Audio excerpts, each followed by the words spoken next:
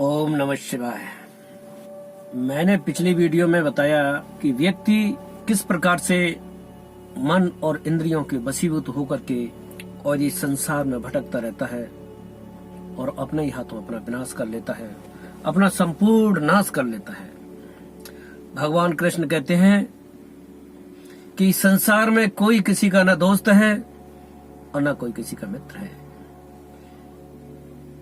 प्राणी स्वयं ही अपना मित्र है और स्वयं ही अपना दुश्मन है।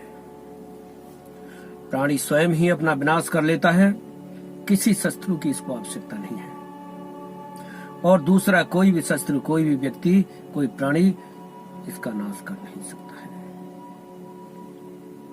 ये स्वयं ही संसार में फंस के, माया में फंस के और ऐसे कर्म करता रहता है कि उसी में फंस जाता है और अपना विनाश कर लेता है।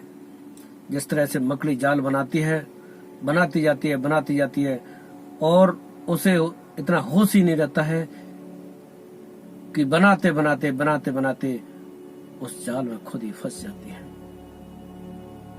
और फिर उस जाल में से अनंत प्रयास करती है निकलने के, लेकिन निकल नहीं पाती है।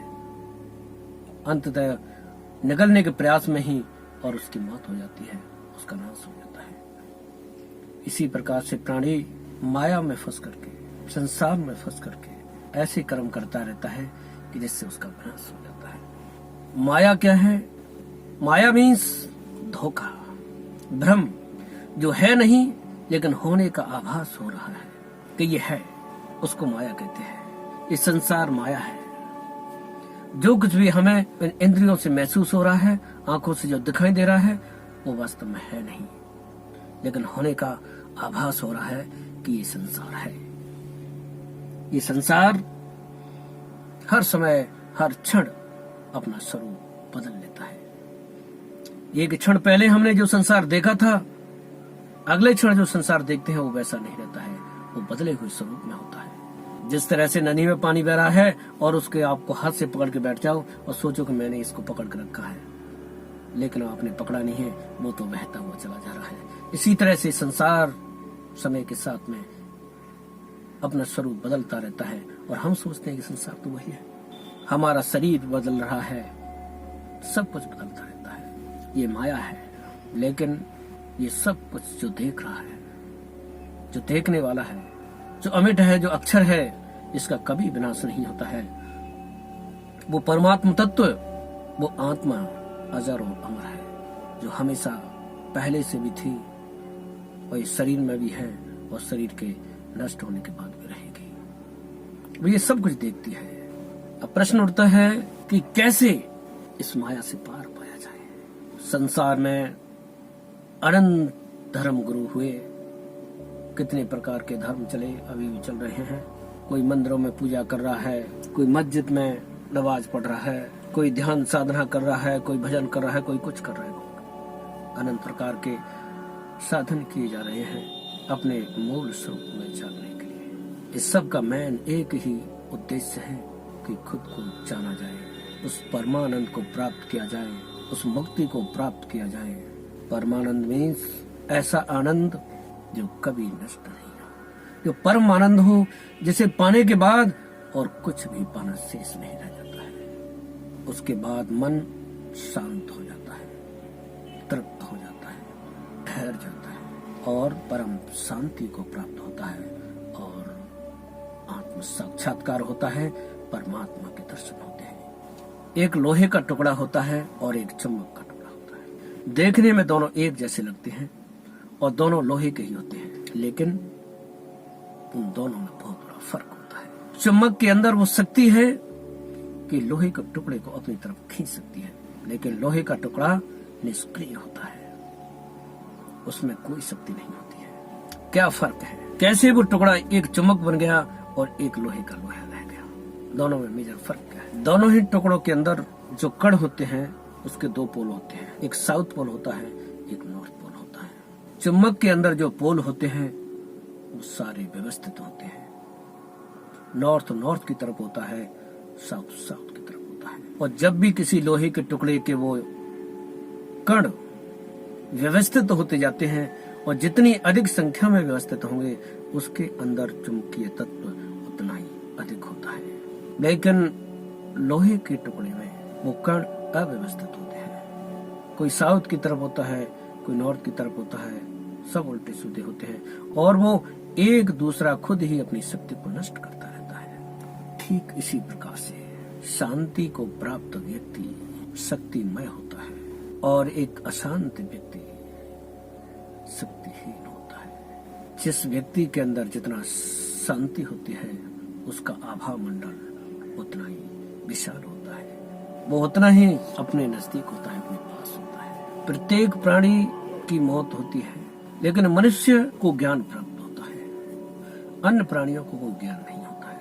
वो अपनी प्रकृति के हिसाब से जीते हैं और प्रकृति के हिसाब से जब उनकी मौत आती है तो मौत हो जाती है। लेकिन मनुष्य ये जानता है कि जन्म हुआ है तो मौत होगी। ये निश्चित है कि जन्म हुआ है और मौत होगी, इसमें कोई संदेह नहीं है। दूसरी एक बात और है कि मौत कब होगी ये कोई नहीं जानता है। मौत कभी भी आ सकती है और किसी की भी आ सकती है। जब तक शरीर है, संसार है, संसार के सब रिश्ते और नाते हैं। शरीर के नष्ट होने के साथ ही सब कुछ छूट जाता है। ये पैसा,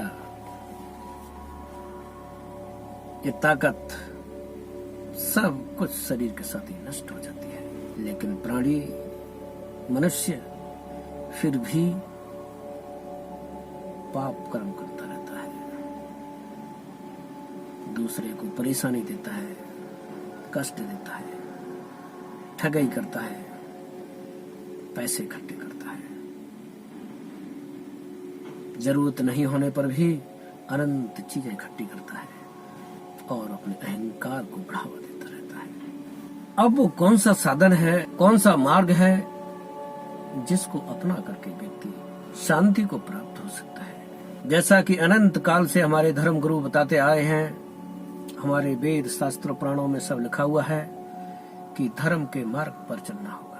धर्म के मार्ग पर चलते हुए भजन, ध्यान, साधना का प्रयोग करते हुए व्यक्ति परम शांति को प्राप्त हो सकता है, अपने कर्मों के बंधन से छूट सकता है, पाप मुक्त हो सकता है।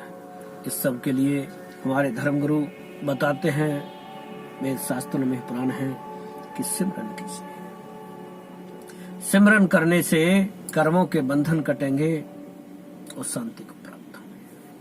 सिमरन करना मीन्स स्मरण करना, याद करना। अब किसको स्मरण करना है? परमात्मा को स्मरण करना है। परमात्मा को कैसे स्मरण करोगे? परमात्मा कहाँ है? परमात्मा तो हमने देखा नहीं, और जिस चीज को हमने देखा नहीं है उसका स्मरण कैसे करेंगे, उसका ध्यान कैसे करेंगे? नहीं हो सकता है। तो नाम का स्मरण करते हैं, ध्यान करते हैं, कहते हैं कि परमात्मा हमारे ही शरीर में है। जैसा कि मैंने पिछली वीडियो में बताया है कि ईश्वर शरीर के अंदर ही बसता है। अंदर खोजोगे तो परमात्मा मिलेगा, तो शांति मिलेगी। बाहर खोजने से अशांति मिलेगी, भटकन मिलेगी और कुछ नहीं मिल सकता है। अंदर कैसे खोजा जाए, इस विषय पे आगे भी अनंत में वीडियो बनाता रहूंगा और मार्ग भी बताए जाएंगे, क्या तरीका अपनाना चाहिए उस पर भी चर्चा की जाएगी, वो भी बताया जाएगा। क्योंकि देखिए, ये सिर्फ चर्चाओं का विषय नहीं है, साधना अभ्यास का विषय है, करने का विषय है। करना पड़ेगा, करने से होगा। और करना क्या है? ध्यान करना है, ध्यान करना है साक्षी भाव में रहते हुए। जो कुछ हो रहा है मैं उसका करता नहीं हूं, ये तो सब प्रकृति कर रही है। गुण ही गुणों में बरत रहे हैं। मैं करता नहीं हूं, अकर्ता का भाव रखते हुए संसार में कर्म करते हुए साक्षी भाव में रहते हुए शांति का अभ्यास करना है। और जैसे ही हमें समय मिलता है सुबह के टाइम में आधा घंटा 1 घंटा जिसकी जितनी क्षमता है ध्यान का अभ्यास करना है। ध्यान किसका करना है? अपना ध्यान करना। ध्यान का मतलब है विश्राम भाव में जाना, शून्य के अंदर समा जाना, कुछ भी नहीं करना। जब यह अभ्यास लगातार किया जाएगा तो धीरे धीरे धीरे धीरे आपके अंदर शांति प्रकट होती चली जाएगी। शांति मीन्स शक्ति। और एक समय आएगा कि आप परमानंद को प्राप्त हो सकेंगे, आत्म साक्षात्कार को प्राप्त हो सकेंगे, आप अपने आप को जान सकेंगे। जिसकी खोज थी आपको, जिसके लिए मन अनंत काल से भटक रहा था इस संसार में, उसकी प्राप्ति होगी। और आपको वो मिल जाएगा जिसे पाने के बाद संसार में कुछ भी पाना शेष नहीं रह जाता है। जिस प्रकार से एक प्यासा व्यक्ति एक एक बूंद जल के लिए भटक रहा है और पेड़ पत्थरों पर जो ओस इकट्ठी हो रही है उसको चाट रहा है, उसे जहां से भी बूंद का एक किनका भी मिल जाता है उसे पीता है और अपनी प्यास बुझाने की कोशिश करता है। यहां पानी ढूंढता है, वहां पानी ढूंढता है, मगर उसकी प्यास नहीं बुझती है, वो तृप्त नहीं होता है। फिर वो खोज करता है कि मेरी प्यास कहां बुझे। जब उसे पता लग जाता है कि इस मार्ग पर जाने के बाद आगे सुंदर से निर्मल जल का तालाब भरा हुआ है, इतना जल जिसकी कोई सीमा नहीं है, वो व्यक्ति वहां पहुंचता है और फिर उस जल में घुस जाता है, जी भर के पानी पीता है, वो तृप्त हो जाता है। अब उस व्यक्ति को वो तालाब मिलने के बाद क्या वो ओस की बूंद चाटने के लिए बाहर जाएगा? कभी नहीं जाएगा। इसी प्रकार से जब आत्मा अपने स्वरूप में जाग जाएगी, आप जब अपने स्वरूप में जाग जाओगे, परमानंद की प्राप्ति जब होगी तो संसार की किसी भी चीज की कामना नहीं रह जाएगी और आप आनंद के भाव में रहोगे हमेशा। यही होता है परमानंद।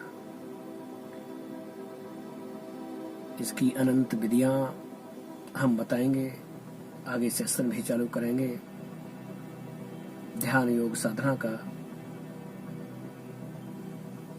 जो आगे आने वाली वीडियो में बता दी जाएगी।